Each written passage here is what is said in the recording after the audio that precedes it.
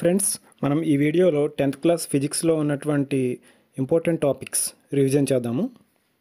First heat lesson, and after that refraction of light at plane surfaces, and after that refraction of light at curved surfaces, and human eye and colorful world, electric current and electromagnetism. Let's come to first topic, that is heat.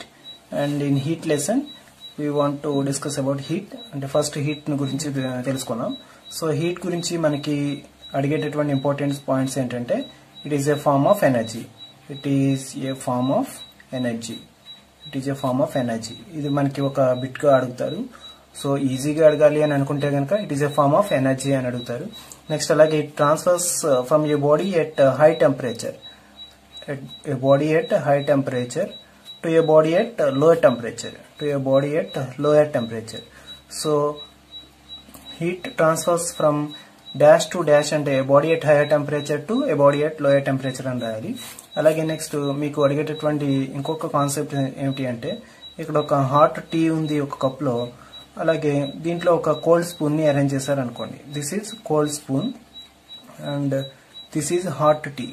అప్పుడు ఏమవుతుంది అంటే, heat transfer ఎక్కడి నుంచి ఎక్కడికి వెళ్తుంది అంటే hot tea నుంచి cold spoon దగ్గరికి వెళ్తుంది. అది మనం బిట్గా రాయాల్సిన అవసరం ఉంటుంది. నెక్స్ట్ అలాగే ఇక్కడ మన హ్యాండ్ ఉందనుకుందాం. ఈ హ్యాండ్ తో మనం కోల్డ్ గా ఉన్నటువంటి ఒక స్పూన్ ని టచ్ చేశారనుకోండి, ఇది కూడా మనకి బిట్ గా అడుగుతారు. So if one person touch the cold spoon with his hand, then heat transfers from his hand to cold spoon. Cold spoon లోకి హీట్ ట్రాన్స్ఫర్ అవుతుంది ఫ్రమ్ హిజ్ హ్యాండ్. హ్యాండ్ నుంచి కోల్డ్ స్పూన్ లోకి heat transfer జరుగుతుంది. ఎందుకని అంటే hand is at higher temperature than the cold spoon. Cold spoon కన్నా hand యొక్క temperature అంటే హ్యూమన్ బాడీ యొక్క టెంపరేచర్ ఎక్కువ కాబట్టి హ్యాండ్ నుంచి కోల్డ్ స్పూన్ కి హీట్ ట్రాన్స్ఫర్ జరుగుతుంది. అలాగే అది కూడా మనకి అడుగుతారు. నెక్స్ట్ హీట్ కి యూనిట్స్ ఏమిటి అంటే, CGS units are calorie. CGS units ఏంటి? కెలోరీ. అలాగే ఎస్ఐ యూనిట్స్ ఏమిటి అంటే జౌల్స్. Same joule. సో కెలోరీకి అండ్ జౌల్ కి రిలేషన్ ఏంటి అంటే 1 కెలోరీ ఈజ్ ఈక్వల్ 4.186 జౌల్.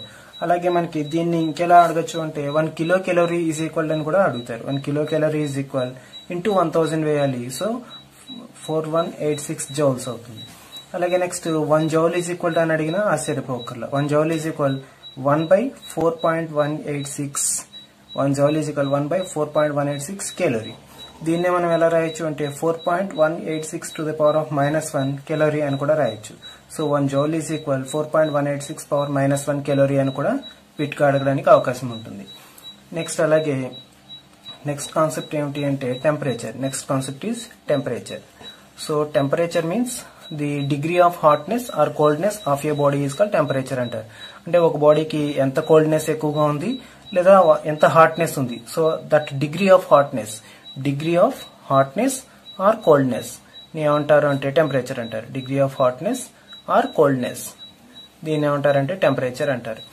అలాగే నెక్స్ట్ టెంపరేచర్ కి యూనిట్స్ ఏమిటి అంటే degrees centigrade, degrees Fahrenheit and kelvin. So centigrade కి కెల్విన్ కి రిలేషన్ ఏమిటి అంటే 0 degrees centigrade is equal 273 kelvin. మనకి బిట్ గా అడగడానికి -273 degrees centigrade is equal how much kelvin అని అడిగితే దీనికి +273 యాడ్ చేయండి. అప్పుడు -273 + 273 అవుతుంది. So that is 0 kelvin. So -273 degrees centigrade is equal 0 kelvin. ఇది కూడా మనకి బిట్ గా అడుగుతారు. నెక్స్ట్ అలాగే డిగ్రీస్ సెంటిగ్రేడ్ కి డిగ్రీస్ ఫారెన్హీట్ కి మధ్య ఉన్న రిలేషన్ కూడా గుర్తుపెట్టుకోండి. ఎందుకైనా మంచిది, అడగడానికి అవకాశం ఉంటుంది. ఇది మన సిలబస్ లో లేదు కానీ అడగడానికి అవకాశం ఉంటుంది. ఎందుకని అంటే టెంపరేచర్ అనేది మన సిలబస్ లో ఉంది, దానికి units degrees centigrade and degrees Fahrenheit అనేది కూడా మన సిలబస్ లో ఉంది. కాబట్టి C/100 is equal F-32/180. This is the relation between centigrade and Fahrenheit. Okay, ఇది కూడా మనం గుర్తుపెట్టుకోవాలి. సో ఈ స్టెప్ లో మనం గుర్తుపెట్టుకోవాల్సినటువంటి టాపిక్స్ ఏమిటి అంటే, క్వశ్చన్ గా అడగడానికి, బిట్స్ గా అడగడానికి అవకాశం ఉన్నటువంటివి. Heat is a form of energy. This is one bit. And heat transfers from higher temperature to a body, from higher temperature to a body at lower temperature. Alage when hot tea is dipped, when cold spoon is dipped in hot tea, then heat transfer takes place from hot tea to cold spoon. Next alage if you hold the cold spoon, then heat transfer from your hand to cold spoon. Idu oka bit ga adutadu. Next units of heat in CGS system ante calorie, units of heat in SI system ante joule. like 1 calorie is equal 4.186 joule and 1 kilocalorie is equal 4186 joule. Next 1 joule is equal 4.186 power minus 1 calorie. ఇది కూడా bit కలుగుతుంది. Next అలాగే minus 273 degrees centigrade is equal 0 Kelvin. Next 0 degrees centigrade is equal 273 Kelvin. Next relation between degree centigrade and Fahrenheit. C by 100 is equal F minus 32 by 180.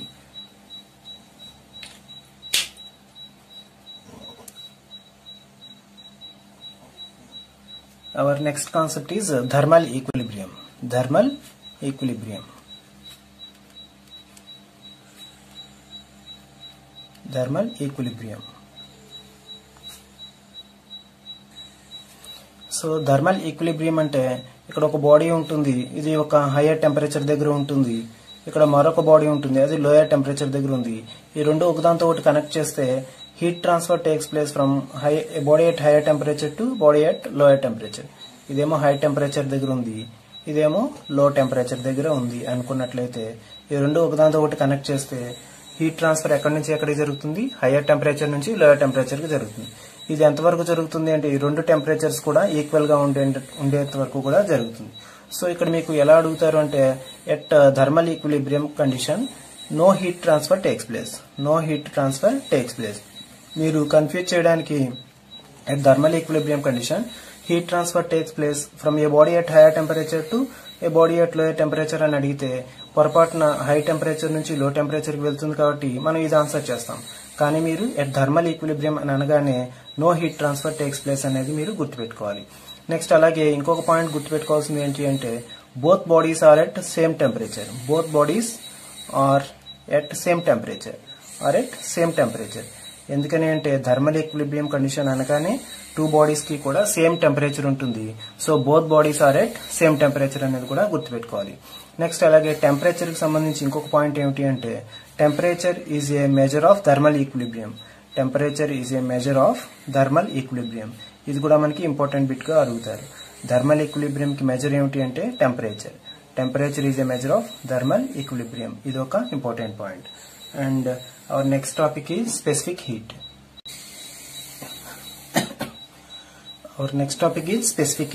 Specific heat అంటే ఏంటంటే definitions మీకు అడగచ్చు, అడగకపోవచ్చు, కానీ తెలుసుకుని ఉండడం very important.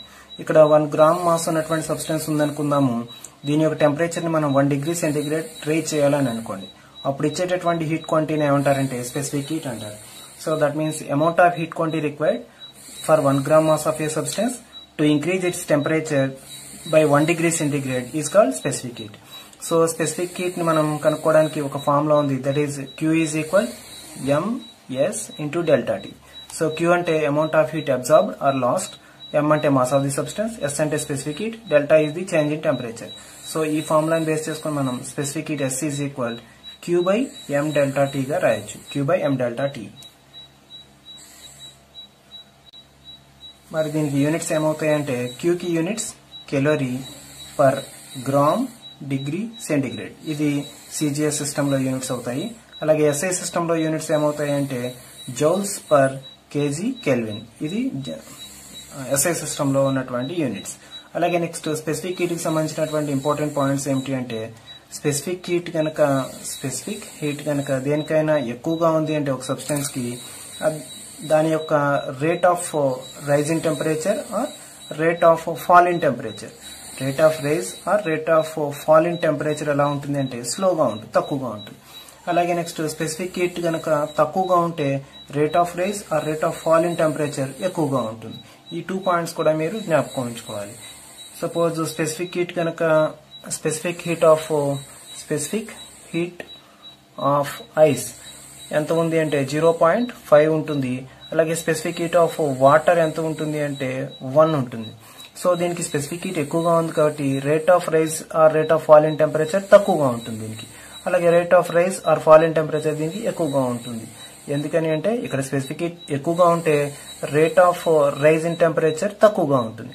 అందుకని మనకి సముద్రాల దగ్గర అంత త్వరగా టెంపరేచర్ రైజ్ అవ్వకపోవడానికి కారణం specific heat of water is more.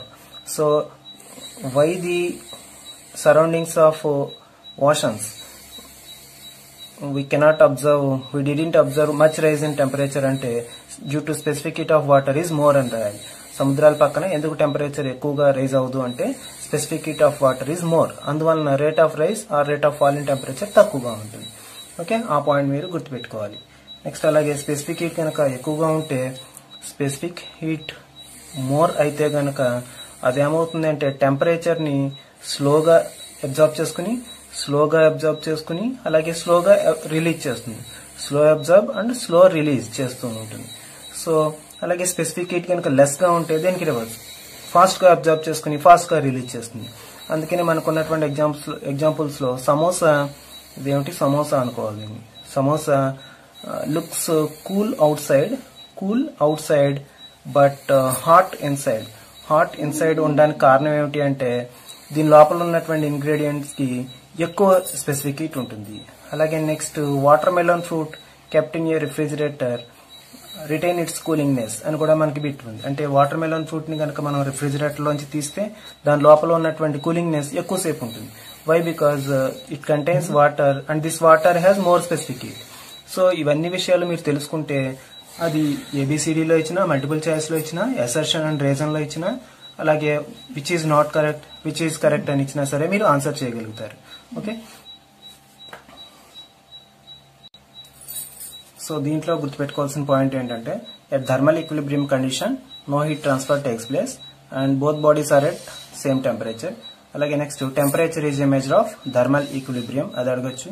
Next అలాగే units of specific heat in CGS system అంటే calorie per gram degree centigrade.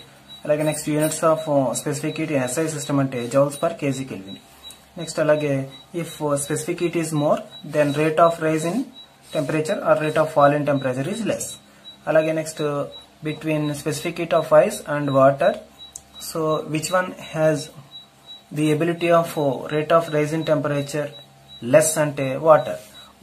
ఈ ఐస్ అండ్ వాటర్ లో దేనికి rate of rise in temperature or rate of fall in temperature తక్కువగా ఉంటుంది అంటే water. ఎందుకనంటే ఈ రెండిట్లో దేని యొక్క స్పెసిఫిక్ హీట్ ఎక్కువగా ఉందో దాని యొక్క rate of rise in temperature or rate of fall in temperature తక్కువగా ఉంటుంది. సో అలాగే స్పెసిఫిక్ హీట్ మోర్ గా ఉంటే టెంపరేచర్ ని స్లోగా అబ్జర్వ్ చేసుకుని స్లోగా రిలీజ్ చేస్తుంది. సో అందుకనే samosa looks cool outside but hot inside అంటే ingredients in samosa has greater specific heat. అలాగే వాటర్ మెలన్ ఫ్రూట్ కూడా బయటికి మామూలుగా ఉన్న లోపల ఎందుకు కూల్ గా ఉంటుంది అంటే దీని లోపల వాటర్ ఉంటుంది, వాటర్ కి స్పెసిఫిక్ హీట్ ఎక్కువగా ఉంటుంది. సో ఇది మనం పాయింట్స్ గుర్తుపెట్టుకో. So next topic is method of mixtures. అలాగే ఇందులోకి వెళ్ళడానికి ముందుగా మీరు comment box or live chat box లో నోట్ చేయండి 57 డిగ్రీస్ సెంటీగ్రేడ్ ని కెల్విన్ లోకి మారిస్తే ఎంత వస్తుంది. మీరు లైవ్ చాట్ బాక్స్ ఉంది కదా దాంట్లో నోట్ చేయండి. సో మెథడ్ ఆఫ్ మిక్చర్స్ అంటే ఇక్కడ ఒక బాడీ ఉందనుకుందాం, ఇక్కడ ఇంకొక బాడీ ఉందనుకోండి, దీని మాస్ M1, దీని మాస్ M2, దీని టెంపరేచర్ T1, దీని టెంపరేచర్ T2 అనుకున్నట్లయితే ఇవి రెండు ఒకదాంతో ఒకటి కనెక్ట్ చేశారనుకోండి, అప్పుడు రిజల్టెంట్ టెంపరేచర్ ఎంత అని అడుగుతారు. అది కూడా మీకు ప్రాబ్లమ్స్ లో ఇస్తారు. అప్పుడు దానికి ఫార్ములా ఉంది, resultant temperature T is equal M1T1 plus M2T2 divided by M1 plus M2.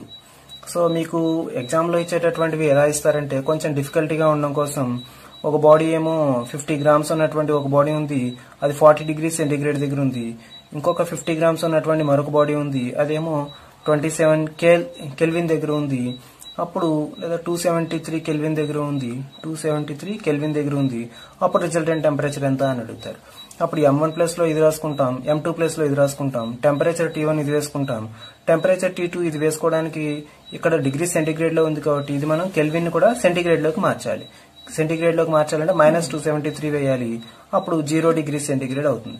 అప్పుడు ఇది టెంపరేచర్ T2 గా వేసుకున్నట్లయితే మనకి ఆన్సర్ వస్తుంది. ఓకే, ఇది కూడా మీరు ఆన్సర్ చేసి నాకు లైవ్ చాట్ లో వేయండి. ఓకే, M1 ఏమో 50 గ్రామ్స్, M2 ఏమో 50 గ్రామ్స్, T1 ఏమో 40 డిగ్రీస్, T2 ఏమో 0 డిగ్రీస్, దెన్ రిజల్టెంట్ టెంపరేచర్ ఎంత అనేది ఫైండ్ అవుట్ చేయండి. ఓకే, ఇది కూడా మీరు లైవ్ చాట్ లో నోట్ చేయండి. నెక్స్ట్ అలాగే ఇంకొక పాయింట్ మనం గుర్తుపెట్టుకోవాల్సింది ఏమిటి అంటే specific heat gives the idea of degree of reluctance. ఇది కూడా ఈ మధ్యన అడుగుతున్నారు, idea of degree of reluctance of the substance, degree of reluctance of the substance అంటే ఒక సబ్స్టెన్స్ ఎంత త్వరగా హీట్ ని అబ్జర్వ్ చేసుకుంటుంది, ఎంత త్వరగా హీట్ ని రిలీజ్ చేస్తుంది అనేటటువంటి విషయాలన్నీ కూడా మనకి చెప్పేది ఎవరు అంటే specific heat. Next topic latent heat కి సంబంధించి కూడా ఒక విషయం తెలుసుకోండి. లేటెంట్ హీట్ అంటే టెంపరేచర్ లో చేంజ్ ఏమి లేకుండా, అంటే కాన్స్టెంట్ టెంపరేచర్ దగ్గర సాలిడ్ లిక్విడ్ గా మారడం లేదా లిక్విడ్ గ్యాస్ గా మారడం. సాలిడ్ లిక్విడ్ గా మారడాన్ని లేటెంట్ హీట్ ఆఫ్ ఫ్యూజన్ అంటారు. లిక్విడ్ వేపర్ గా మారడాన్ని లేటెంట్ హీట్ ఆఫ్ వేపరైజేషన్ అంటారు. సో మీకున్నటువంటి ఎగ్జాంపుల్స్ లో ఒక -4°C దగ్గర ఐస్ తీసుకుంటే అదేమవుతుంది అంటే ఫస్ట్ ఐస్ ఎట్ 0°C గా కన్వర్ట్ అవుతుంది. దెన్ వాటర్ ఎట్ 0°C గా కన్వర్ట్ అవుతుంది. ఆ తర్వాత వాటర్ ఎట్ 100°C గా కన్వర్ట్ అవుతుంది. ఆ తర్వాత ఇది వాటర్ వేపర్ ఎట్ 100°C గా కన్వర్ట్ అవుతుంది. సో ఈ ఐస్ గా మారడం ఫస్ట్ స్టేజ్. అలాగే మళ్ళీ ఈ ఐస్ ఈ వాటర్ గా కన్వర్ట్ అవడం సెకండ్ స్టేజ్. మళ్ళీ ఈ వాటర్ ఎట్ 100°C గా మారడం థర్డ్ స్టేజ్. అలాగే వాటర్ వేపర్ ఎట్ 100°C గా మారడం ఫోర్త్ స్టేజ్. సో ఈ వాటర్ వేపర్ ని ఏమంటారంటే స్టీమ్ అని కూడా అంటారు. ఈ వాటర్ వేపర్ నే steam. So this is first stage. Ice at -4°C, ice at 0° గా మారడం first stage. Ice at 0°, water at 0° గా second stage. Water at 0°, water at 100 గా third stage. Water vapour at 100 or steam at 100 గా మారడం fourth stage. So మీరు ఈ కేసులన్నింటిలో కూడా ice and ice కానీ ఇక్కడ టెంపరేచర్ డిఫరెన్స్ ఎప్పుడైతే ఉందో మీరు ఇక్కడ ఏ ఫామ్ లో వేసుకోవాలంటే Q = ms × ΔT ఫామ్ లో వేసుకోవాలి. సో ఇక్కడ అమౌంట్ ఆఫ్ హీట్ క్యాలిక్యులేట్ చేయాలి అంటే Q = ms × ΔT ఫామ్ లో వేసుకోవాలి. నెక్స్ట్ అలాగా ఇక్కడ టెంపరేచర్ డిఫరెన్స్ ఏమీ లేదు కాబట్టి ఇక్కడ ఏం ఫామ్ లో వేసుకుంటామంటే లేటెంట్ హీట్ యొక్క ఫామ్ లో వేసుకుంటాం. Latent heat of Q = LM form లో వేసుకుంటాం. లేటెంట్ హీట్ ఆఫ్ ఫ్యూజన్ అవుతుంది. దట్ ఈస్ 80 × 1 గ్రామ్ ఉన్నట్లయితే 80 calories దీని ఆన్సర్ అవుతుంది. సో ఎప్పుడైతే ఇలా టెంపరేచర్ డిఫరెన్స్ ఉందో మీరు ఇక్కడ amount of heat absorbed or released కి ఫామ్ లో ఏం వేసుకోవాలంటే Q = ms × ΔT వేసుకోవాలి. ఇంకోటి గుర్తుపెట్టుకోవాల్సింది ఇక్కడ వాటర్ అయితే స్పెసిఫిక్ హీట్ 1 వేసుకోవాలి. ఐస్ అయితే ఎప్పుడు ఇచ్చాడో ఇక్కడ స్పెసిఫిక్ హీట్ 0.5 వేసుకోవాలి. సో మీకు ఇక్కడ ఒక ఎగ్జాంపుల్ చెప్తాను వినండి. 1 gram of ice at -4°C ని అలాగే 1 gram of ice at 0°C గా మార్చడానికి ఎంత అమౌంట్ ఆఫ్ హీట్ క్వాంటిటీ అవసరం అవుతుంది అంటే మీరు ఎలా క్యాల్కులేట్ చేస్తారు అంటే Q = ms × ΔT ఫామ్ లో వేసుకుంటాము. M అంటే మాస్ 1 గ్రామ్ 1 వేసుకుంటాము. స్పెసిఫిక్ హీట్ ఆఫ్ ఐస్ వేసుకోవాలి. దట్ ఈస్ 0.5 వేసుకోవాలి ఇక్కడ. Next ΔT means change in temperature. 0 -4 +4 వేసుకోవాలి. సో అలా మనం ఈ క్వశ్చన్ ని ఆన్సర్ చేయాలి. సో ఈ క్వశ్చన్ ని మీరు ఆన్సర్ చేసి లైవ్ చాట్ బాక్స్ లో నోట్ చేయండి. ఎవరు ఆన్సర్ చేయగలరో చూద్దాం. ఓకే, సో మీరు ఆల్రెడీ ఇక్కడ అన్ని చెప్పాను. M+లో 1 వేసుకోవాలి. స్పెసిఫిక్ హీట్ 0.5 వేసుకోవాలి. ΔT means change in temperature. 0 -4 +4 వేసుకోవాలి. సో ఇది ఆన్సర్ చేసి లైవ్ చాట్ లో ఉన్నటువంటి బాక్స్ లో నోట్ చేయండి. Okay, our next topic is refraction of light at plane surfaces. So దీంట్లో మనకి రిఫ్రాక్షన్ అంటే ఏంటంటే bending of light ray. So ఒక లైట్ రే ఇలా వచ్చింది. యాక్చువల్ గా అయితే ఈ లైట్ రే ఇలా వెళ్ళిపోవాలి. కానీ ఇక్కడ ఇదేదో వాటర్ అనే 2 మీడియంస్ ఉన్నట్లయితే ఒక మీడియం నుంచి ఇంకొక మీడియంలోకి వెళ్ళడం బెండ్ అవుతుంది. So bending of light ray is known as refraction. So refraction సంబంధించి మీరు గుర్తుపెట్టుకోవాల్సింది ఏమిటి అంటే bending of light ray is known as refraction. Bending of light ray. అలాగే నెక్స్ట్ డ్యూరింగ్ రిఫ్రాక్షన్ అంటే velocity of light changes. So ఈ refraction అనేటటువంటి process లో ఏమవుతుంది అంటే వెలాసిటీ ఆఫ్ లైట్ చేంజెస్. ఇది ఒక ఇంపార్టెంట్ కాన్సెప్ట్. ఇది మీకు బిట్ గా అడుగుతాడు. నెక్స్ట్ అలాగే wavelength of light changes. Wave length of light కూడా చేంజ్ అవుతుంది. సో లైట్ యొక్క వేవ్ లెంత్ కూడా ఈ రిఫ్రాక్షన్ అనేటటువంటి ప్రాసెస్ లో చేంజ్ అవుతుంది. ఇది కూడా మనకి బిట్ గా అడుగుతాడు. ఏం చేంజ్ అవుతాయని, which of the following is not change అని, which of the following is change during refraction అని అడుగుతాడు. ఏం చేంజ్ అవుతాయి అంటే వెలాసిటీ ఆఫ్ లైట్ చేంజ్ అవుతుందని రాయాలి. Wave length of light change అవుతుందని రాయాలి. నెక్స్ట్ అలాగే frequency is not altered. Which is not altered in the refraction అంటే frequency is not altered. ఇది కూడా మనం గుర్తుపెట్టుకోవాలి. సో ఇవన్నీ కూడా మనకి బిట్స్ గా అడుగుతాడు. Which is altered in the refraction అని, wavelength, frequency, velocity, speed అని చాలా అడుగుతారు. సో మీరు పెట్టవలసింది ఫ్రీక్వెన్సీ ఈజ్ నాట్ ఆల్టర్డ్, అలాగే wavelength of light changes and velocity of light changes. Next అలాగే light follows Snell's law. So light ఏమవుతుంది అంటే స్నెల్స్ లా అని ఫాలో అవుతుంది. Light follows Snell's law. So మీకు స్నెల్స్ లా అంటే అందరికీ తెలిసినటువంటిదే. That is n1 sin I is equal to n2 sin R. So n1 అంటే refractive index of first medium n1, n2 అంటే refractive index of second medium. I means ఈ normal కి incident ray కి మధ్య ఉన్నటువంటి యాంగిల్ I. అలాగే ఇదేమో refracted ray. This is refracted ray. ఈ రిఫ్రాక్టెడ్ రే కి మధ్య ఈ నార్మల్ కి మధ్య ఉన్నటువంటి angle refracted angle R. So n1 sin I is equal to n2 sin R. దీన్నే మనం ఇంకెలా రాయొచ్చు అంటే n1 by n2 is equal sin R by sin I. ఇది కూడా మనకి స్నెల్స్ లానే. So which of the following is not Snell's law అని లేదా which of the following is Snell's law అని అడుగుతారు.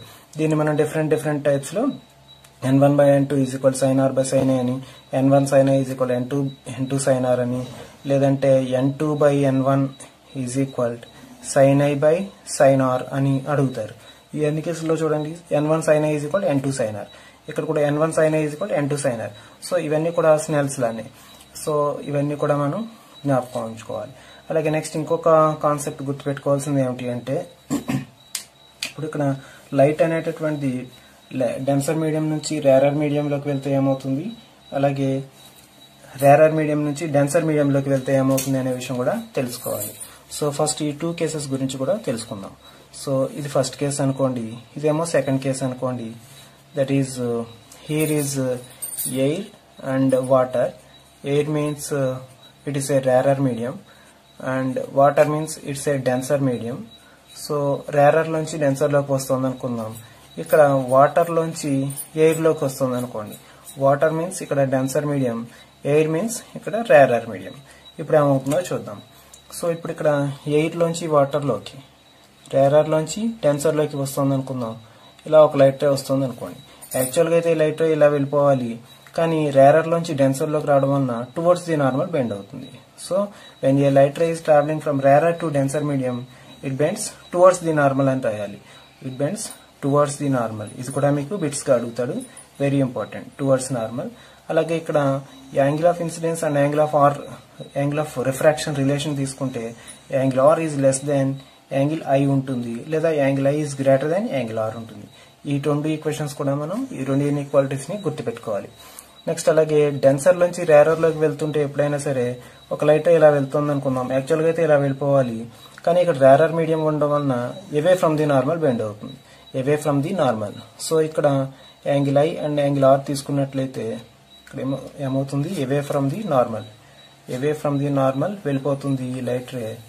అలాగే next angle R is greater than angle I ఉంటుంది, లేదా angle I is less than angle R ఉంటుంది. Okay, so ఇవన్నీ కూడా మనకి ఇంపార్టెంట్ పాయింట్స్. ఏమేం points? So during refraction bending of light ray takes place and velocity of light changes, wavelength of light changes, frequency is not altered, light follows Snell's law. ఇవన్నీ కూడా మనకి bits గా అడుగుతారు. Next అలాగే Snell's law ఏమిటి అంటే which of the following is Snell's law అంటే n1 sin I is equal to n2 sin R, or n1 by n2 is equal to sin I by sin R, sin R by sin I, అలాగే n2 by n1 is equal to sin I by sin R. ఇవన్నీ కూడా Snell's law యొక్క formulas. Next అలాగే rarer లోంచి denser లోకి ఎప్పుడైతే వెళ్తుందో అది టువర్డ్స్ ది నార్మల్ బెండ్ అవుతుంది, angle R is less than angle I అవుతుంది, లేదా angle I is greater than angle R. అలాగే నెక్స్ట్ డెన్సర్ లోంచి రేరర్ లోకి ఎప్పుడైతే వెళ్తుందో away from the normal light ray వెళ్తుంది, అప్పుడు angle R is greater than angle I అవుతుంది, లేదా angle I is less than angle R అవుతుంది. సో ఈ పాయింట్స్ అన్ని కూడా వెరీ ఇంపార్టెంట్.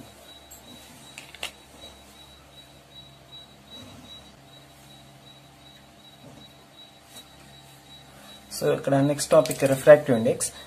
సో ఇక్కడ రిఫ్రాక్షన్ లో మనకి ఏం గమనించామంటే ఒక లైట్ రే ఒక మీడియం నుంచి ఇంకొక మీడియంకి వచ్చేటప్పుడు ఇలా బెండ్ అయి వెళ్తూ ఉంటుంది.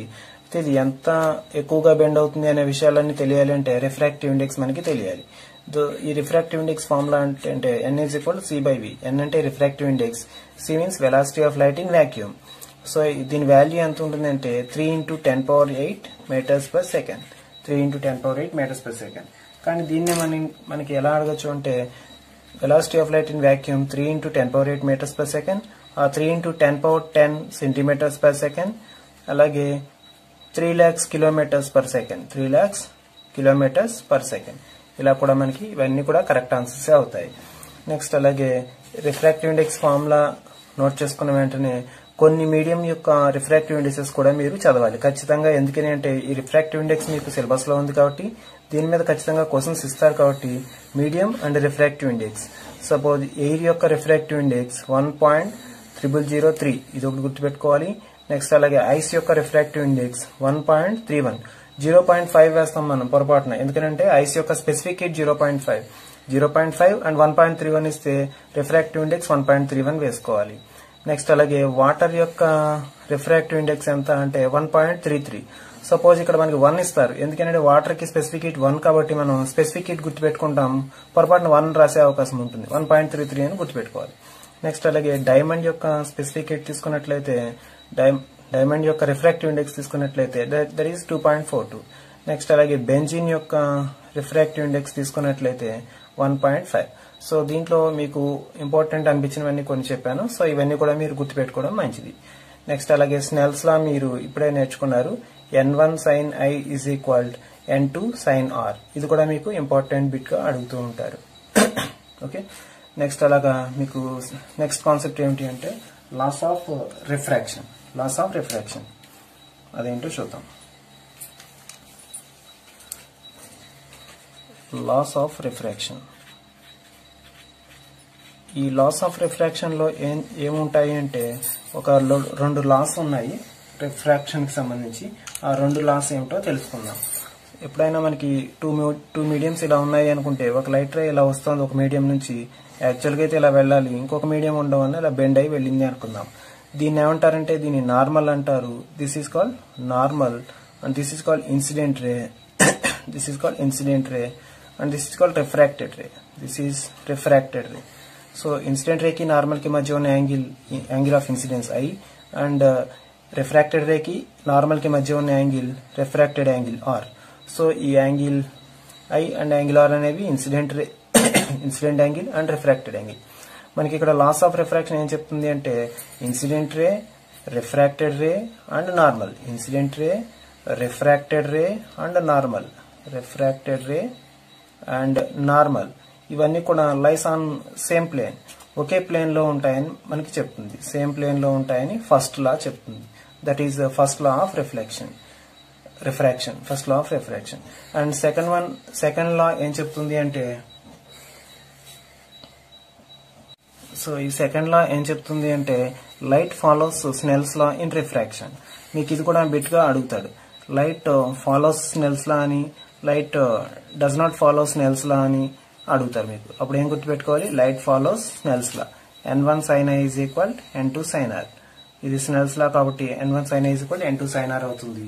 సో అలాగే during refraction N1 sin I is equal N2 sin R. ఇది అసర్షన్ గా ఇచ్చి, అసర్షన్ ఏమో డ్యూరింగ్ రిఫ్రాక్షన్ లైట్ ఫాల్ అవన్నీ ఇవ్వకుండా అసర్షన్ అని ఇచ్చి N1 sin I is equal N2 sin R, where N1 and N2 are refractive indices and I and R are angle of incidence and angle of refraction అని ఇచ్చి, reason light follows Snell's law in refraction అని ఇస్తే both assertion and reason are right అని మీరు రాయాలి.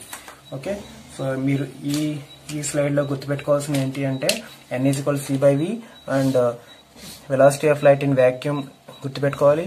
Next అలాగే refractive indices of ice, water, air and diamond and benzene. So ఈ diamond యొక్క రిఫ్రాక్టివ్ ఇండెక్స్ బాగా గుర్తుపెట్టుకోండి. నెక్స్ట్ స్నెల్స్ లా గుర్తుపెట్టుకోండి. స్నెల్స్ లా డిఫరెంట్ టైప్స్ లో అడిగితే ఆన్సర్ చేసేలాగా గుర్తుపెట్టుకోవాలి. నెక్స్ట్ లాస్ ఆఫ్ రిఫ్రాక్షన్ లో ఇవన్నీ కూడా ఒకే ప్లేన్ లో ఉంటాయి. నెక్స్ట్ అలా లైట్ ఫాలో స్నెల్స్ లా. అలాగే which of the following is not the laws of refraction అని ఇచ్చి, ఇవి రెండు ఇచ్చి ఇంకోటి ఏదో ఇస్తే లేనిది మీరు ఐడెంటిఫై చేయాలి. అవి ఎలా ఐడెంటిఫై చేయాలి అంటే ఫస్ట్ లాస్ ఆఫ్ రిఫ్రాక్షన్ ఏంటో తెలియాలి. So incident ray, refracted ray, normal lies on the same plane, that is first law. And second law ఏమిటి అంటే light follows Snell's law, this is second law. Our next topic is refraction of light at curved surfaces. So ఈ curved surfaces లో మనకి ఇచ్చినటువంటిది ఏమిటి అంటే convex lens గురించి information మనం బాగా తెలుసుకోవాలి. So this is convex lens and this is principal axis. So ఈ కాన్వెక్స్ లెన్స్ యొక్క మిడ్ పాయింట్ ని పోల్ అంటారు. అలాగే ప్యారలల్ గా వచ్చినటువంటి లైట్ రేస్ రిఫ్రాక్షన్ తర్వాత, అంటే ప్యారలల్ గా వచ్చిన లైట్ రేస్, ఇలా లైట్ రేస్ వచ్చినటువంటివి ప్యారలల్ రేస్ ఈ లెన్స్ తర్వాత లెన్స్ మీద పడి రిఫ్రాక్ట్ అయ్యి ఈ రిఫ్రాక్షన్ తర్వాత ప్రిన్సిపల్ యాక్సిస్ మీద ఒక పాయింట్ దగ్గర మీట్ అవుతాయి. That is focus. So this is pole and this is focus అవుతుంది. సో ఈ ఫోకస్ అవుతుంది. అలాగే ఇటువైపు నుంచి లైట్ రేస్ వస్తే ఇటువైపు ఫోకస్ ఫామ్ అవుతుంది. So this is F1 and this is F2. అలాగే ఈ లెన్స్ ఏ స్పియర్ లో ఒక పార్ట్ గా ఉందో ఆ స్పియర్ యొక్క సెంటర్ ఏమంటారంటే సెంటర్ ఆఫ్ కర్వేచర్ అంటారు. So C means this is centre of curvature అంటారు. సో ఇందులో మనకి ఈ పోల్ మధ్య లెన్స్ యొక్క మిడ్ పాయింట్ ని పోల్ అంటారు. దీన్నే జియోమెట్రిక్ సెంటర్ అని కూడా అంటారు. Geometric centre or optic centre or pole, ఇందులో ఏమైనా సరే ఒకటే. అలాగే ఈ పోల్ నుండి ఫోకస్ వరకు ఉన్నటువంటి డిస్టెన్స్ PF ని ఏమంటారంటే ఫోకల్ లెంత్ అంటారు. PF ని ఏమంటారు ఫోకల్ లెంత్.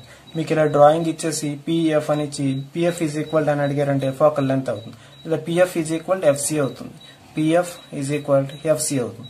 ఇలా డయాగ్రామ్ ఇచ్చి which of the following is incorrect అని ఇచ్చి PF is equal FC, PF is equal to small f, అలాగే PC is equal to PF into 2 అని అలా డిఫరెంట్ టైప్స్ లో మనకు అడగడానికి అవకాశం ఉంటుంది.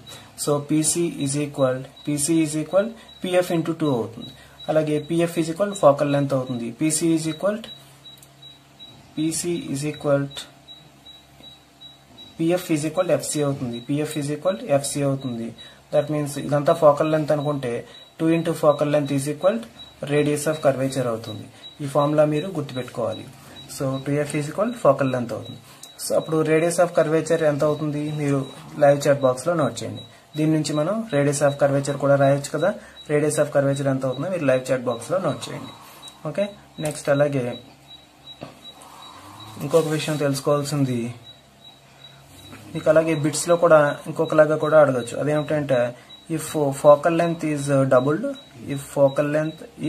Doubled, next then it is equal to the అని ఇచ్చారనుకోండి. It is equal to the అని ఇస్తే ఏమవుతుంది? ఫోకల్ లెంత్ డబుల్ అయితే అది ఏమవుతుంది? దేనికి ఈక్వల్ అవుతుంది? రేడియస్ ఆఫ్ కర్వేచర్ కి ఈక్వల్ అవుతుంది అని రాయాలి. రేడియస్ ఆఫ్ కర్వేచర్ కి ఈక్వల్ అవుతుంది అని నోట్ చేయాలి. సో మనకి అలా డిఫరెంట్ టైప్స్ లో క్వశ్చన్స్ అడగడానికి అవకాశం ఉంటుంది. సో మీరు ఇక్కడ గుర్తుపెట్టుకోవాల్సింది ఏమిటి అంటే PF is equal to focal length, next అలాగే 2 into focal length is equal radius of curvature అవుతుంది. అలాగే పోల్ ని జియోమెట్రిక్ సెంటర్ అని కూడా అంటారు.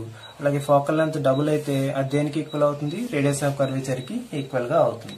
నెక్స్ట్ ఇంకా ఇంపార్టెంట్ టాపిక్స్ ఏమిటి అంటే సపోజ్ ఇక్కడ ఏదైనా సరే ఒక కాన్వెక్స్ లెన్స్ ఉందనుకున్నాము. This is principal axis and this is one convex lens. అలాగే ఈ కాన్వెక్స్ లెన్స్ మీద ఒక parallel beam of light rays వచ్చాయి అనుకోండి. జనరల్ గా parallel beam of light rays వస్తే ఫోకస్ కుండా వెళ్తాయి ఆఫ్టర్ రిఫ్రాక్షన్. అలా కాకుండా కొంత యాంగిల్ చేస్తూ గనక ఈ కాన్వెక్స్ లెన్స్ మీద ఇలా కొంత యాంగిల్ చేస్తూ parallel beam of light rays వస్తే అప్పుడు ఏమవుతాయి అంటే ఈ ప్రిన్సిపల్ యాక్సిస్ కి పర్పెండిక్యులర్ గా ఒక ప్లేన్ ఉన్నది అని అనుకుంటే that plane is called focal plane. This plane ఏమంటారంటే ఫోకల్ ప్లేన్ అంటారు. Focal plane. ఈ ఫోకల్ ప్లేన్ మీద ఒక పాయింట్ దగ్గర మీట్ అవుతాయి అనమాట. ఏదైనా సరే ఒక parallel beam of light rays కొంత యాంగిల్ చేస్తూ ఇన్సిడెంట్ అయితే అవన్నీ కూడా రిఫ్రాక్షన్ తర్వాత ఏమవుతాయి? ఒక ఫోకల్ ప్లేన్ మీద ఉన్నటువంటి ఒక పాయింట్ దగ్గర మీట్ అవుతాయి. ఇలాగనమాట, జస్ట్ లైక్ దిస్. సో మీకు ఇక్కడ బిట్స్ ఎలా అడుగుతారు అంటే focal plane is parallel to the principal axis, perpendicular to the principal axis అంటే perpendicular to the principal axis అని రాయాలి. Focal plane is perpendicular to the principal axis. Focal plane perpendicular to the principal axis. Perpendicular to the principal axis. అలాగే next when parallel beam of light rays making an angle with the convex lens, then they meet dash after refraction అంటే they meet at a point on focal plane. Focal plane మీద ఉన్నటువంటి ఒక point దగ్గర meet అవుతాయి. అది కూడా very important bit. So parallel beam of light rays వస్తే focus దగ్గర మీట్ అవుతాయి. Parallel beam of light rays కొంత యాంగిల్ చేస్తూ వస్తే అవి ఫోకల్ ప్లేన్ దగ్గర ఉన్నటువంటి ఒక పాయింట్ దగ్గర మీట్ అవుతాయి. So it is very important. Next అలాగే ఒక కాన్వెక్స్ లెన్స్ ఉంది అని అనుకుంటే ఆ కాన్వెక్స్ లెన్స్ దగ్గర ఇమేజ్ ఎలా ఫామ్ అవుతుందో మీకు వెరీ ఇంపార్టెంట్. అదేంటంటే ఇది ఆప్టిక్ సెంటర్ అనుకుంటే this is focus and this is centre of curvature. దీన్ని 2F అని కూడా అంటారు. F1 2F1 అని కూడా పిలుస్తాం. అలాగే this is F2 and 2F2. 2F1 ని C1 అని కూడా అంటాము, 2F2 ని C2 అని కూడా అంటాము. సో ఆబ్జెక్ట్ని కనుక మనం ఇన్ఫినిటీ దగ్గర ఉంచినట్లయితే అప్పుడు ఇమేజ్ ఎలా ఫామ్ అవుతుంది అంటే ఎట్ ఫోకస్ దగ్గర ఫామ్ అవుతుంది. ఎట్ ఫోకస్ దగ్గర ఫామ్ అవుతుంది. దాన్ని పాయింట్ సైజ్డ్ ఇమేజ్ అని కూడా అంటారు. పాయింట్ సైజ్డ్ ఇమేజ్ అని కూడా అంటాం. నెక్స్ట్ అలాగే బియాండ్ సి, ఆబ్జెక్ట్ని కనుక బియాండ్ సి దగ్గర ఉంచినట్లయితే అప్పుడు ఆ ఇమేజ్ ఎక్కడ ఫామ్ అవుతుంది అంటే బిట్వీన్ ఎఫ్ అండ్ సి దగ్గర ఫామ్ అవుతుంది. సో ఆబ్జెక్ట్ ని బియాండ్ సి మీన్స్ ఇక్కడ సి కన్నా దూరంగా ఇక్కడ ఎక్కడైనా ఆబ్జెక్ట్ ఉంచినట్లయితే బిట్వీన్ ఎఫ్ అండ్ సి ఈ దగ్గర ఫామ్ అవుతుంది. బిట్వీన్ ఎఫ్ అండ్ సి ఇక్కడ ఫామ్ అవుతుంది. Between F and C form అవుతుంది. దీని యొక్క ప్రాపర్టీస్ ఎలా ఉంటాయి అంటే it is diminished image form అవుతుంది, అలాగే రియల్ ఇమేజ్ ఫామ్ అవుతుంది, అలాగే it is inverted image form అవుతుంది. It is inverted image. Diminished means ఉన్నటువంటి ఆబ్జెక్ట్ కన్నా చిన్నగా ఇమేజ్ ఫామ్ అవుతుంది, దాన్ని డిమినిష్డ్ అంటారు. అలాగే ఒక పేపర్ మీద స్క్రీన్ మీద క్యాచ్ చేయగలిగితే దాన్ని రియల్ ఇమేజ్ అంటారు. ఇలా ఆబ్జెక్ట్ కనుక ఇలా ఉన్నట్లయితే ఇమేజ్ ఇలా ఫామ్ అయితే that is inverted image. So అలా ఇన్వర్టెడ్ ఇమేజ్. నెక్స్ట్ అలాగే బిట్వీన్ ఎఫ్ అండ్ సి దగ్గర ఆబ్జెక్ట్ ఉంచినట్లయితే ఇమేజ్ ఎక్కడ ఫామ్ అవుతుంది అంటే బియాండ్ సి దగ్గర ఇమేజ్ ఫామ్ అవుతుంది. అప్పుడు బియాండ్ సి దగ్గర ఇమేజ్ ఫామ్ అవుతుంది. దాని యొక్క ప్రాపర్టీస్ ఎలా ఉంటాయంటే రియల్ ఇమేజ్, అలాగే inverted image, real image and inverted image and magnified image. Inverted image and magnified image దీని యొక్క ప్రాపర్టీస్ ఇలా ఉంటాయి. నెక్స్ట్ అలాగే ఎట్ సెంటర్ ఆఫ్ కర్వేచర్ దగ్గర ఆబ్జెక్ట్ ఉంచినట్లయితే మళ్ళీ ఎట్ సెంటర్ ఆఫ్ కర్వేచర్ దగ్గర ఇమేజ్ ఫామ్ అవుతుంది. దట్ మీన్స్ ఎట్ C1 దగ్గర ఉంచితే ఎట్ C2 దగ్గర ఇమేజ్ ఫామ్ అవుతుంది.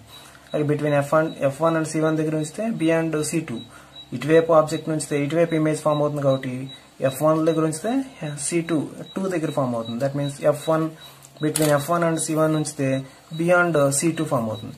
లేదా బిట్వీన్ F2 అండ్ C2 ఉంచితే బియాండ్ C1 ఫామ్ అవుతుంది. సో మీరు అది గుర్తుపెట్టుకోవాలి.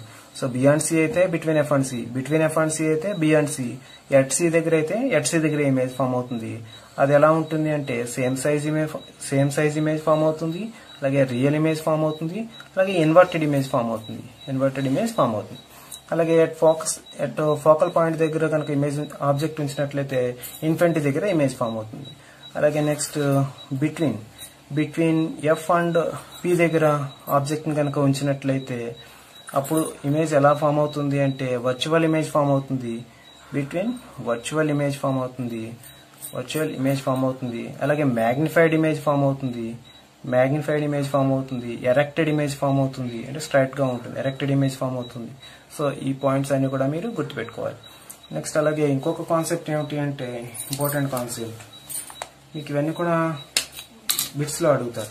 బియాండ్ సి దగ్గర ఉంచితే ప్రాపర్టీస్ ఆఫ్ ఇమేజ్ ఏమిటి, అలాగే బిట్వీన్ ఎఫ్ అండ్ సి అయితే ప్రాపర్టీస్ ఏమిటి, ఎట్ సి అయితే ప్రాపర్టీస్ ఏమిటి, ఎట్ ఎఫ్ అయితే ఇన్ఫినిటీ దగ్గర ఇమేజ్ ఫామ్ అవ్వాలంటే మనం ఆబ్జెక్ట్ ని ఎక్కడ ఏర్పాటు చేయాలి అంటే ఎఫ్ దగ్గర. అలాగే వర్చువల్ ఇమేజ్ ఫామ్ అవ్వాలి అంటే ఆబ్జెక్ట్ ని ఎక్కడ అరేంజ్ చేయాలంటే between F and P means optic centre or pole. Okay, next ఇంకొకటి తెలుసుకోవాల్సింది ఏమిటి అంటే magnification. That is magnification.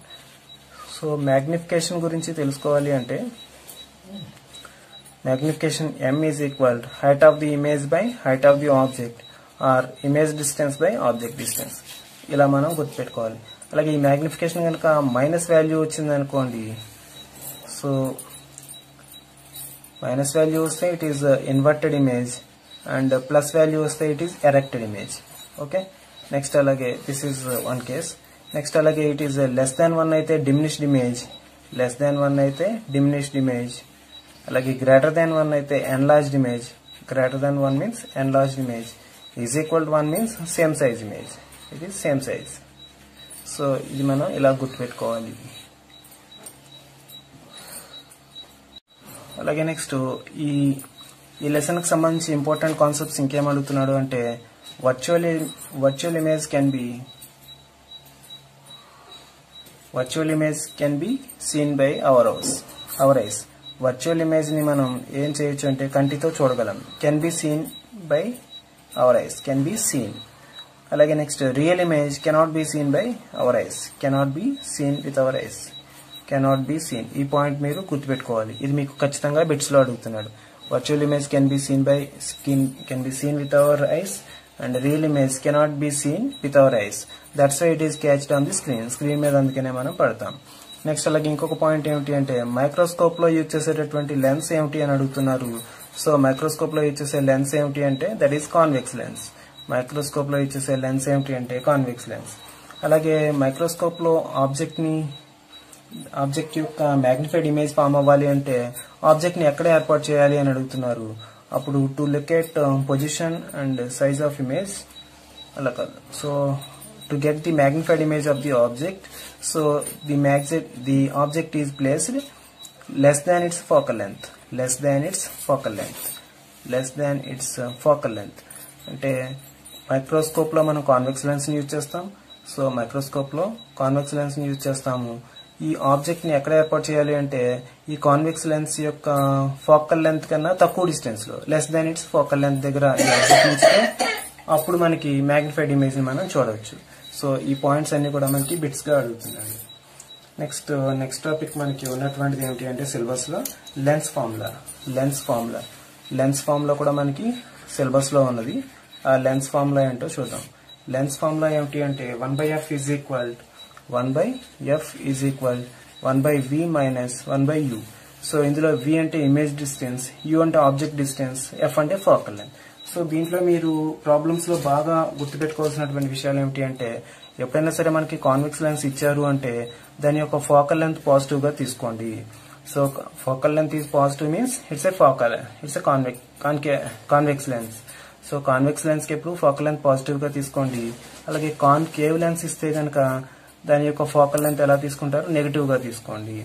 Next అలాగే మనం ఏదైనా సరే ప్రాబ్లమ్స్ చేసేటప్పుడు ఏమవుతుంది అంటే మనకి 1/f is equal 1/v minus 1/u కాబట్టి ఎప్పుడు కూడా డిస్టెన్సెస్ ఎప్పుడు కూడా పోల్ నుండి మెజర్ చేయాలి. ఆల్ ది డిస్టెన్సెస్ ఎప్పుడు కూడా పోల్ నుండి మెజర్ చేయాలి. అలాగే లైట్ వెళ్ళేటటువంటి డైరెక్షన్ లోనే మనం డిస్టెన్సెస్ అన్ని కూడా తీసుకుంటే వాటి యొక్క వాల్యూస్ ని పాజిటివ్ గా తీసుకుంటాం. సో లైట్ ఈ డైరెక్షన్ లో వెళ్తోంది అని అనుకుందాం, డిస్టెన్స్ కూడా మనం ఇదే డైరెక్షన్ లో మెజర్ చేస్తే ఆ డిస్టెన్స్ యొక్క వాల్యూని పాజిటివ్ గా తీసుకోవాలి. నెక్స్ట్ అలాగే లైట్ ఈ డైరెక్షన్ లో వెళ్తుంటే మనం డిస్టెన్సెస్ ని ఈ డైరెక్షన్ లో మెజర్ చేస్తున్నాం అనుకో, అప్పుడు ఏమవుతుంది అంటే మనం దీన్ని నెగిటివ్ వాల్యూగా తీసుకుంటాం. సో ఈ విషయాలు మనం ఫాలో అవ్వాలి.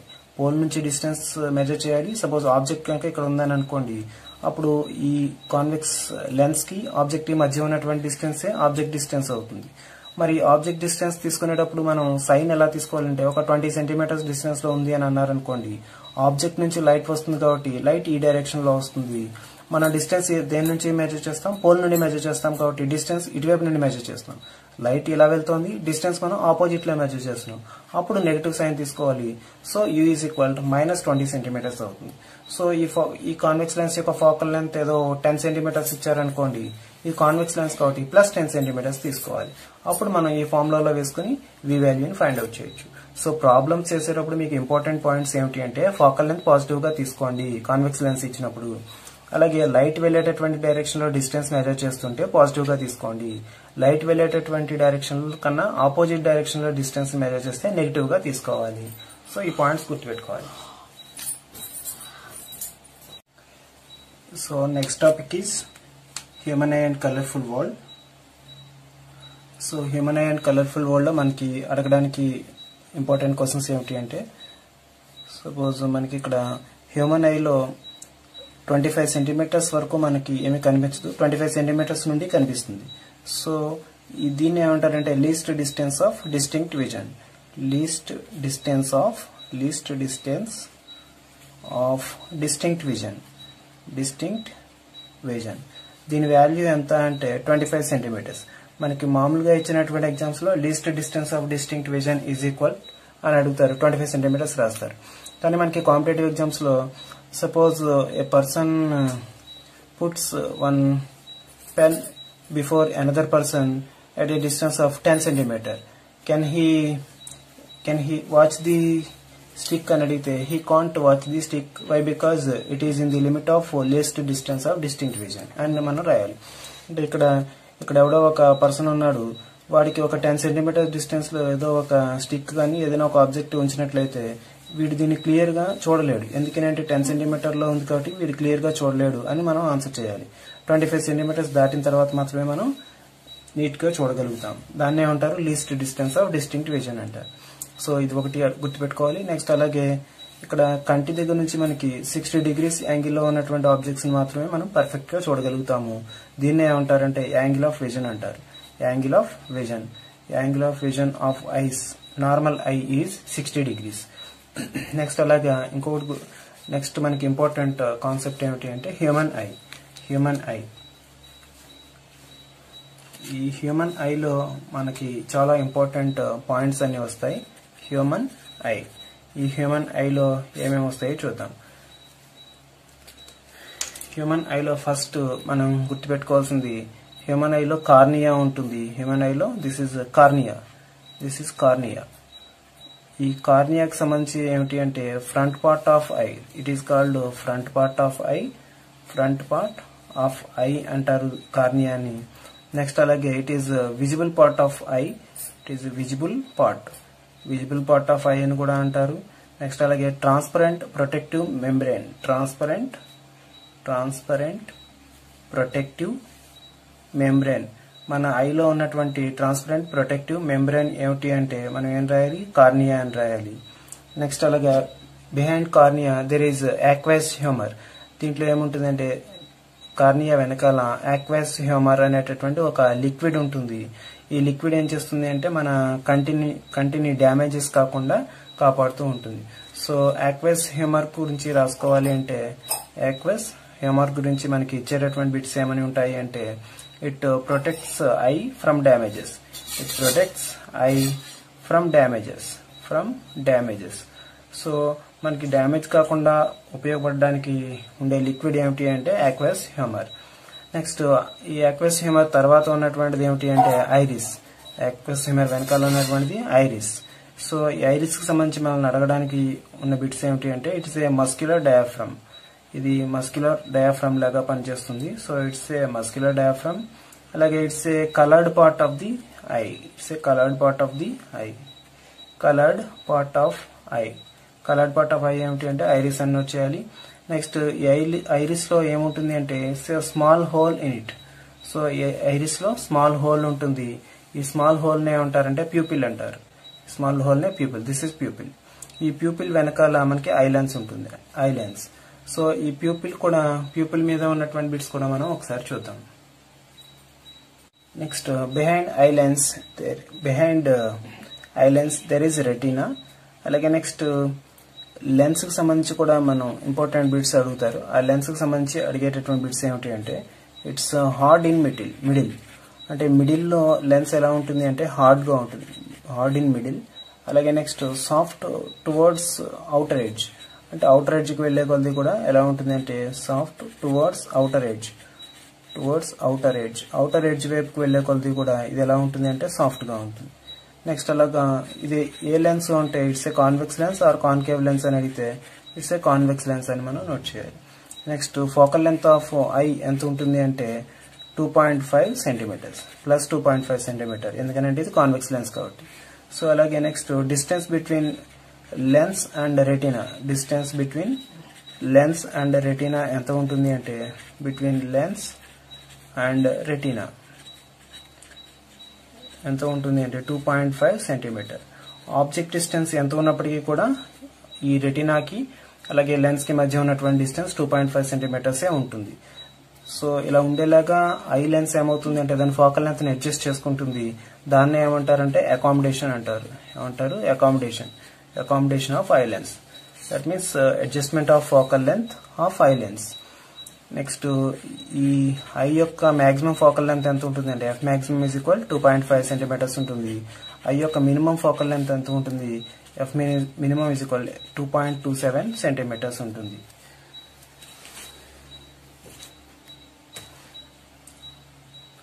నెక్స్ట్ అలాగే ఈ ఫోకల్ లెంత్ దేని మీద డిపెండ్ అయి ఉంటుంది అంటే ఫోకల్ లెంత్ ఆఫ్ లెన్స్ దేని మీద డిపెండ్ అయి ఉంటుంది అంటే material of the lens which is made. Material of the lens మీద డిపెండ్ అయి ఉంటుంది. మెటీరియల్ ఆఫ్ ది లెన్స్ మీద డిపెండ్ అయి ఉంటుంది. సో ఇవన్నీ కూడా మనకి బిట్స్ గా ఆడడానికి అవకాశం ఉన్నటువంటివి. So eye lens in eye is dash at middle అంటే హార్డ్ అట్ మిడిల్. అలాగే సాఫ్ట్ టువర్డ్స్ అవుటర్ ఎడ్జెస్. అలాగే మాక్సిమం ఫోకల్ లెంత్ ఎంత ఉంటుంది అంటే 2.5 సెంటీమీటర్. అలాగే మినిమం ఫోకల్ లెంత్ ఎంత ఉంటుంది అంటే 2.27 centimetres. Adjustment of focal length in eye is known as అంటే అకామిడేషన్. అలాగే ఫోకల్ లెంత్ దేని మీద డిపెండ్ అయి ఉంటుంది అంటే మెటీరియల్ ఆఫ్ ది లెన్స్ మీద డిపెండ్ అయి ఉంటుంది. Next topic electric current.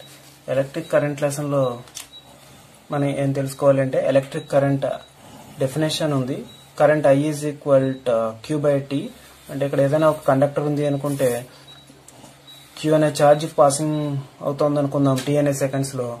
So the amount of charge passing through the conductor in 1 second is called current. So దీంట్లో మనకి బిట్ గా అడగడానికి ఏమిటి అంటే 1 ampere is equal 1 coulomb by 1 second. ఎందుకని అంటే కరెంట్ కి యూనిట్స్ ఆంపియర్స్, ఛార్జ్ కి యూనిట్స్ కూలూమ్స్, అండ్ టైం కి units seconds. So 1 ampere is equal 1 coulomb by 1 second అని అడుగుతారు, లేదా 1 coulomb is equal 1 ampere into 1 second. ఇది కూడా మనకి బిట్ గా అడుగుతారు. నెక్స్ట్ ఉన్నటువంటిది ఏంటి అంటే potential difference. Next heading is potential difference. Next concept potential difference. ఈ పొటెన్షియల్ డిఫరెన్స్ అంటే ఏంటో చూద్దాం. పొటెన్షియల్ డిఫరెన్స్ అంటే కూడా మీకు చాలా ఈజీగానే ఉంటుంది. సో ఏదైనా సరే ఒక ఎలక్ట్రిక్ ఫీల్డ్ ఉంది అనుకుంటే, అనుకుందాం. సో దట్ మీన్స్ ఇక్కడ ఒక కండక్టర్ ఉంది అనుకుందాం, దీంట్లో ఏమైనా 2 పాయింట్స్ ఉన్నాయి అనుకుందాం, A అండ్ B. ఒక పాయింట్ నుంచి మరొక పాయింట్ కి యూనిట్ పాజిటివ్ ఛార్జ్ ని మూవ్ చేయడానికి అవసరమయ్యేటటువంటి వర్క్ డన్, దీన్ని ఏమంటారంటే పొటెన్షియల్ డిఫరెన్స్ అంటారు. That means amount of work done in bringing A unit positive charge from a point to another point in an electric field is known as potential difference. So potential difference V is equal W by Q అవుతుంది. So V means potential difference, దీనికి volts అవుతాయి. W means work, so దీనికి units joules అవుతాయి. So Q means coulomb, Q means charge, so దానికి units coulombs అవుతాయి. So 1 volt is equal 1 joule by 1 coulomb. ఇది ఒక formula, ఇది కూడా మనకి బిట్స్ గా అడుగుతారు. దీన్ని బట్టి మనం ఇంకేం రాయొచ్చు అంటే 1 joule is equal 1 volt into 1 coulomb. Okay, next అలాగే 1 coulomb is equal how much? దీని నుంచి మనం ఇది లైవ్ చాట్ లో మీరు ఆన్సర్ నోట్ చేయండి. సో మనం 1 ampere is equal 1 coulomb by 1 second, ఇదైనా బిట్ గా అడుగుతారు. 1 coulomb is equal 1 ampere into 1 second, ఇది కూడా బిట్ గా అడుగుతారు. V is equal W by Q, ఇది కూడా బిట్ గా అడుగుతారు. అలాగే 1 volt is equal 1 joule by 1 coulomb, ఇది కూడా బిట్ గా అడగడానికి అవకాశం ఉంటుంది. నెక్స్ట్ టాపిక్ ఏంటి అంటే ఓమ్స్ లా. ఓమ్స్ లా ఏం చెప్తుంది అంటే ఎక్కడైనా ఒక కండక్టర్ ఉంది అంటే గనక the potential difference between the across the 2 ends of the conductor is directly proportional to its current passing through it at constant temperature. అలాగే V proportional to I means V is equal some constant into I, that is IR, or I is equal V by R. This is the Ohm's law. I is equal V by R. So I అంటే ampere, దీనికి units ampere.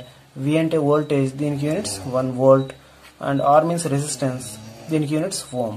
So ఇది కూడా మనకి bit గా అడగడానికి అవకాశం ఉంది. 1 ampere is equal 1 volt by 1 ohm, లేదా 1 volt is equal 1 ampere into 1 ohm. ఇది కూడా మనకి బిట్స్ గా అడుగుతారు.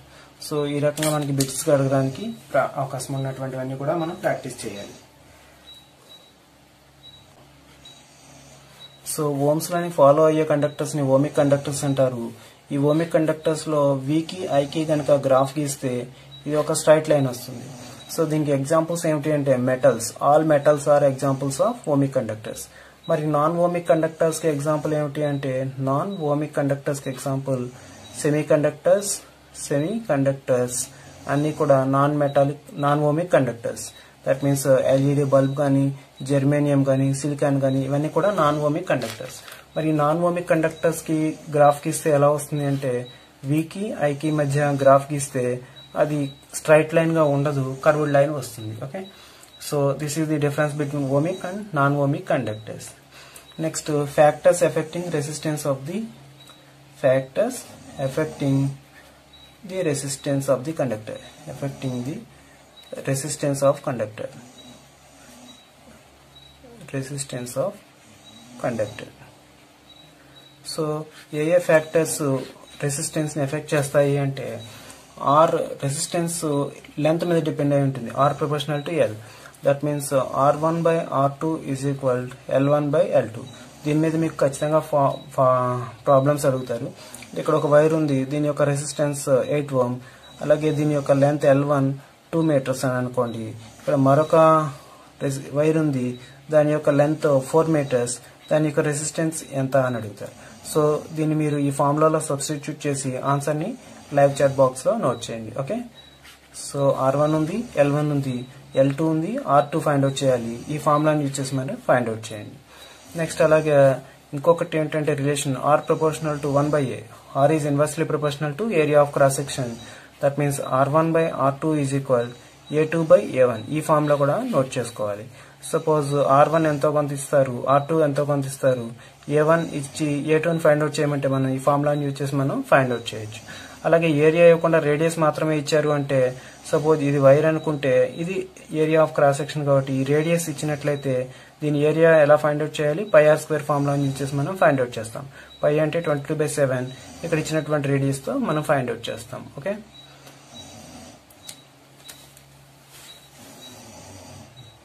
Next topic resistivity. Resistivity means R proportional to L, R proportional to 1/A అని తెలుసు మనకి. సో ఈక్వేషన్ బట్టి R ప్రపోర్షనల్ టు L/A అవుతుంది. ప్రపోర్షనాలిటీ పోవాలిటీ అంటే ఒక కాన్స్టెంట్ పెట్టి మల్టిప్లై చేయాలి. That is ρL/A. ఈ రోని ఏమంటారంటే స్పెసిఫిక్ రెసిస్టెన్స్ ఆర్ రెసిస్టివిటీ అంటారు. Specific resistance or resistivity, specific resistance or resistivity అంటాము. సో దీనికి యూనిట్స్ ఏమవుతాయంటే ρ ఈజ్ ఈక్వల్ RA/L అవుతుంది. దీని formula R means resistance ohm, A means metre square, by L means metre. ఈ మీటర్ స్క్వేర్ క్యాన్సిల్ అయితే ohm metre అవుతుంది. So specific resistance or రెసిస్టివిటీకి units ఏమవుతాయి? Ohm metre. అలాగే నెక్స్ట్ ఈ రెసిస్టివిటీ కనుక మోర్ ఉంటే, రెసిస్టివిటీ కనుక చాలా ఎక్కువగా ఉంటే, మోర్గా ఉంటే అవి ఎలా ఫామ్ అవుతాయి అంటే ఇన్సులేటర్ గా బిహేవ్ చేస్తాయి. అలాగే ఈ రెసిస్టివిటీ కనుక లెస్ గా ఉంటే అవి ఎలా ఫామ్ అవుతాయి లేదా ఎలా బిహేవ్ చేస్తాయి అంటే కండక్టర్స్ గా బిహేవ్ చేస్తాయి. సో మీరు ఈ పాయింట్స్ గుర్తుపెట్టుకోవాలి. R ఈజ్ ఈక్వల్ ρL/A ఈ ఫార్ములా గుర్తుపెట్టుకోవాలి. ρ ఈజ్ ఈక్వల్ RA/L గుర్తుపెట్టుకోవాలి. అలాగే resistivity units or specific resistance యొక్క యూనిట్స్ ఓమ్ మీటర్. అలాగే రెసిస్టివిటీ మోర్ గా ఉంటే అవి ఇన్సులేటర్ గా పనిచేస్తాయి. రెసిస్టివిటీ లెస్ గా ఉంటే దట్ ఈస్ కండక్టర్ గా బిహేవ్ చేస్తాయి. వీటికి సంబంధించి మీరు గుర్తుపెట్టుకోవాల్సిన పాయింట్స్ ఏమిటి అంటే nichrome is an Alai of అని అడుగుతారు. నిక్రోమ్ ఏమేం కలిపితే వస్తుంది అంటే నికెల్, అలాగే chromium, nickel, chromium and iron. So ఈ మూడిటి యొక్క మిక్సింగే నిక్రోమ్. అలాగే next manganese is an Alai of అని అడుగుతారు. మ్యాంగనీస్ దేని అలాయ్ అంటే 86% కాపర్, అలాగే 12% మ్యాంగనీస్ అండ్ 2% నికెల్. సో ఈ విధంగా మనకి లెసన్స్ అన్ని కూడా ఇంపార్టెంట్ కాన్సెప్ట్స్ అన్ని మీరు ప్రిపేర్ అవ్వాలి. అలాగే నెక్స్ట్ ఇంకొక ఇంపార్టెంట్ కాన్సెప్ట్ ఏమిటి అంటే సిలికాన్ అండ్ జెర్మేనియం. వీటిని సెమీ కండక్టర్స్ అంటారు. వీటిలో 10⁵ to 10⁻10 times more than that of metals ఉంటుంది resistivity, more than that of metals ఉంటుంది రెసిస్టివిటీ. ఈ సిలికాన్ అండ్ జెర్మేనియం కి రెసిస్టివిటీ ఎలా ఉంటుంది అంటే 10⁵ to 10 times more than that of metals ఉంటుంది అనేది కూడా మీకు బిట్ గా అడుగుతారు. సో మనం నెక్స్ట్ లెసన్ ఏమిటి అంటే ఎలక్ట్రోమాగ్నెటిజం. సో మీకు ఒక విషయం చెప్పాలి, ఇందులో ఈ ఛానల్ని ఎవరైనా సబ్స్క్రైబ్ చేసుకోకపోతే ఈ ఛానల్ మీకు ఉపయోగపడుతుందని అనుకుంటే కనుక దీన్ని సబ్స్క్రైబ్ చేసుకోండి, మీ ఫ్రెండ్స్ కి షేర్ చేయండి. సో నెక్స్ట్ ఇప్పుడు ఎలక్ట్రోమాగ్నెటిజం లెసన్ గురించి చూద్దాం. దీంట్లో మీకు సిలబస్ లో ఉన్నటువంటిది ఏమిటి అంటే ఐర్స్టెడ్ ఎక్స్పెరిమెంట్. ఈ ఐర్స్టెడ్ ఎక్స్పెరిమెంట్ ఏం చెప్తుంది అంటే కరెంట్ క్యారింగ్ వైర్ ఏదైనా ఉంది అంటే దాని దగ్గర మనకి మ్యాగ్నెటిక్ ఫీల్డ్ ఫామ్ అవుతుంది. ఈ ఐర్స్టెడ్ ఇక్కడ ఒక కాంపాస్ ని అరేంజ్ చేశాడు. అది ఏమవుతుంది అంటే డిఫ్లెక్షన్ ని చూపించింది. అప్పుడు ఆయన ఏమి కనుక్కున్నారు అంటే current carrying wire produces magnetic field. So మీకు బిట్ లో ఏమడుగుతారంటే current carrying wire produces magnetic field and electric field both produce చేస్తుంది. Magnetic field and electric field రెండింటినీ కూడా ప్రొడ్యూస్ చేస్తుంది.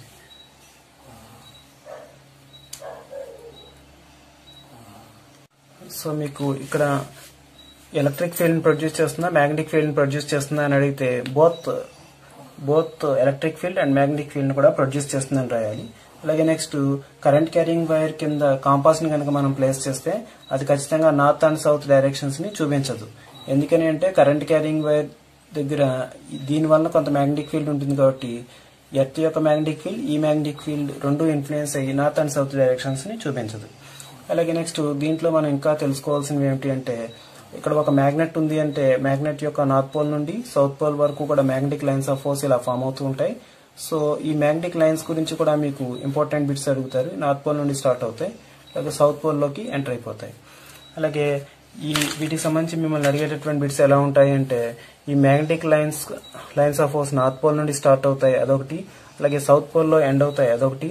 అలాగే next magnetic lines of force are closed loops అనేది గుర్తుపెట్టుకోవాలి. నెక్స్ట్ అలాగే do not intersect each other, ఇవి ఒకదాంతో ఒకటి ఇంటర్సెక్ట్ చేసుకోవు, so do not intersect each other. అలాగే మ్యాగ్నెట్ లోపల సౌత్ నుంచి నార్త్ వైపుగా ట్రావెల్ చేస్తాయి. నెక్స్ట్ అలాగే ఈ మ్యాగ్నెటిక్ లైన్స్ ఆఫ్ ఫోర్స్ మీద ఏదైనా ఒక పాయింట్ దగ్గర మ్యాగ్నెటిక్ ఫీల్డ్ యొక్క డైరెక్షన్ కావాలి అంటే tangent drawn at that point gives the direction of magnetic field. ఈ పాయింట్ దగ్గర మనకి డైరెక్షన్ ఆఫ్ మ్యాగ్నెటిక్ ఫీల్డ్ కావాలి అంటే ఇక్కడ టాంజెంట్ గీసుకోవాలి. అలా ఈ పాయింట్ దగ్గర మ్యాగ్నెటిక్ ఫీల్డ్ కావాలి అంటే డైరెక్షన్ ఇక్కడ టాంజెంట్ గీసుకోవాలి. So this tangent gives the direction of magnetic field. This tangent gives the direction of magnetic field అవుతుంది. నెక్స్ట్ అలాగే ఇవన్నీ కూడా ఇమాజినరీ లైన్స్, ఇది కూడా మనకి బిట్ గా అడగడానికి అవకాశం ఉంటుంది. నెక్స్ట్ టాపిక్ ఏమిటి అంటే magnetic flux. So magnetic flux అంటే ఏమిటి అంటే ఇప్పుడు ఇక్కడ ఏదైనా ఒక మ్యాగ్నెట్ ఉంది అని అనుకుంటే this is north pole, this south pole అనుకుంటే ఈ మ్యాగ్నెట్ నుంచి వచ్చేటటువంటి మ్యాగ్నెటిక్ లైన్స్ ఆఫ్ ఫోర్స్ వీటిని ఏమంటారంటే మ్యాగ్నెటిక్ ఫ్లక్స్ అంటారు. సో ఇక్కడ ఏదైనా సరే ఒక ప్లేన్ ఈ మ్యాగ్నెటిక్ ఫీల్డ్ కి పర్పెండిక్యులర్ గా అరేంజ్ చేసినట్లయితే the magnetic lines of force passing through a plane of area kept perpendicular to the field is known as magnetic flux. ఎప్పుడైనా సరే ఒక ప్లేన్ ని పర్పెండిక్యులర్ గా ఉంచినప్పుడు మాత్రమే మ్యాగ్నెటిక్ ఫ్లక్స్ ఉంటుంది, ప్యారలల్ గా ఉంచినట్లయితే మ్యాగ్నెటిక్ ఫ్లక్స్ ఉండదు. ఇది విషయం మీరు గుర్తుపెట్టుకోవాలి. సో మ్యాగ్నెటిక్ ఫ్లక్స్ యూనిట్స్ ఏమిటి అంటే weber. Units of magnetic flux in SI system or weber. So మీకు నార్త్ పోల్ నుండి స్టార్ట్ అవుతాయి, సౌత్ పోల్ లో ఎండ్ అవుతాయి, ఇవి closed loops, do not intersect. South pole నుంచి నార్త్ పోల్ వైపు వెళ్తాయి మ్యాగ్నెట్ లోపల. అలాగే ఏదైనా పాయింట్ దగ్గర మ్యాగ్నెటిక్ ఫీల్డ్ యొక్క డైరెక్షన్ కావాలంటే ఆ పాయింట్ దగ్గర గీసిన టాంజెంటే డైరెక్షన్ ఆఫ్ మ్యాగ్నెటిక్ ఫీల్డ్ ఇస్తుంది. అలాగే ఇవన్నీ ఇమాజినరీ లైన్స్. అలాగే current carrying wire produce electric field and magnetic field. అలాగే మ్యాగ్నెటిక్ ఫ్లక్స్ యొక్క యూనిట్స్ ఏమిటి అంటే వెబర్. ఓకే, హైయెస్టెడ్ ఎక్స్పెరిమెంట్ ఏం చెప్తుంది అంటే కరెంట్ క్యారింగ్ వైర్ ఏదైనా ఉంది అంటే దాని దగ్గర magnetic field and electric field కూడా ఫామ్ అవుతుంది అని చెప్తుంది. సో ఈ పాయింట్స్ అన్ని కూడా important. So next magnetic flux density అంటే ఏమిటి అంటే ఇప్పుడు ఇక్కడ ఏదైనా ఒక మ్యాగ్నెటిక్ ఫీల్డ్ ఉందనుకుందాము, this is north pole and south pole. Magnetic field యొక్క డైరెక్షన్ ఎలా ఉందనుకోండి, అప్పుడు ఇక్కడ ఉన్నటువంటి ఏదైనా ఒక ప్లేన్ ఉందనుకుందాం పర్పెండిక్యులర్ గా, ఒక యూనిట్ ఏరియాలో ఎంతైతే మ్యాగ్నెటిక్ ఫ్లక్స్ వెళ్తుందో మ్యాగ్నెటిక్ ఫ్లక్స్ పై వెళ్తుందో దాన్నే మ్యాగ్నెటిక్ ఫ్లక్స్ డెన్సిటీ అంటారు. The formula is magnetic flux density is equal phi by A. Phi అంటే మ్యాగ్నెటిక్ ఫ్లక్స్, ఏ అంటే ఏరియా. సో దీని యూనిట్స్ ఏమవుతాయి అంటే వెబర్ పర్ మీటర్ స్క్వేర్ అవుతాయి. Weber per metre square is the unit. అలాగే next ఈ plane కనుక పర్పెండిక్యులర్ గా ఉంది అంటే అక్కడ మ్యాగ్నెటిక్ ఫ్లక్స్ డెన్సిటీ మోర్ గా ఉంటుంది. పర్పెండిక్యులర్ గా ఉంటే అక్కడ మ్యాగ్నెటిక్ ఫ్లక్స్ డెన్సిటీ మోర్ ఉంటుంది. అలాగే ఇక్కడ ఈ ప్లేన్ కనుక ప్యారలల్ గా ఉంది అంటే కనుక మ్యాగ్నెటిక్ ఫ్లక్స్ ఎంత ఉంటుంది అంటే 0 ఉంటుంది. అలాగే ఇదే ప్లేన్ కొంత యాంగిల్ చేస్తూ ఉన్నట్లయితే అప్పుడు ఈ ఫార్ములా ఏమిటి అంటే B is equal phi by A cos theta అవుతుంది. అండ్ థీటా వాల్యూ ఏమిటి అంటే angle between plane and field కాదు, ఈ ఫీల్డ్ యొక్క డైరెక్షన్ కి అలాగే ఈ ప్లేన్ కి గీసినటువంటి నార్మల్ కి ఈ ప్లేన్ యొక్క డైరెక్షన్ కి మధ్యలో ఉన్నటువంటి యాంగిల్ థీటా అవుతుంది. సో మీరు గుర్తుపెట్టుకోవాల్సింది ఎప్పుడైనా ప్లేన్ కనుక ప్యారలల్ గా ఉంది అంటే అక్కడ మ్యాగ్నెటిక్ ఫ్లక్స్ 0 అవుతుంది, అలాగే మ్యాగ్నెటిక్ ఫ్లక్స్ డెన్సిటీ కూడా 0 అవుతుంది. అలాగే ప్లేన్ కనుక పర్పెండిక్యులర్ గా ఉంది అంటే అక్కడ మాక్సిమం ఉంటుంది. అలాగే ఇక్కడ కొంత యాంగిల్ చేస్తూ ఉంది అంటే B is equal phi by A cos theta formula వేసుకోవాలి మనం.